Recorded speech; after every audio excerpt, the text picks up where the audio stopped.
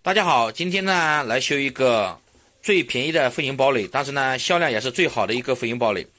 这款飞行堡垒呢，有些卖家都已经买到5000以下的一个价格了，价格比较给力。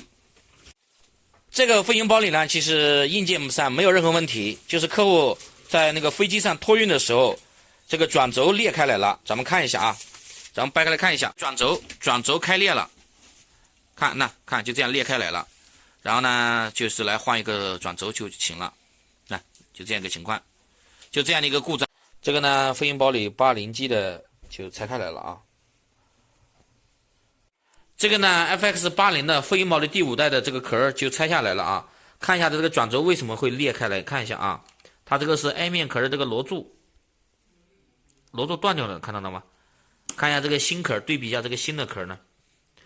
它的螺母断掉了，所以导致它那个转轴开裂了，所以说要更换一下这个 A 面壳。这个哥们儿呢是放到那个行李箱飞机上托运给扔坏了的。然后呢，就是要提醒一下大家，这种换壳的话，不要自己去换，因为这个屏幕上有背胶，看一下啊，这个很容易就会把屏幕给干碎掉。看一下啊，这个壁壳。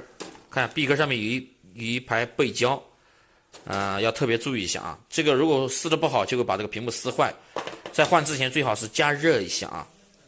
可以看一下啊，它这个明显受外力呢，这个地方还有点，那这东西给压断了，压变形了。看一下我对焦一下啊。好了，这个 A 壳就更换完成了，这个转轴就不裂了啊。而且我们优化的转轴可以单手开盖了呢，看一下。可以单手开盖的，可以单手了啊！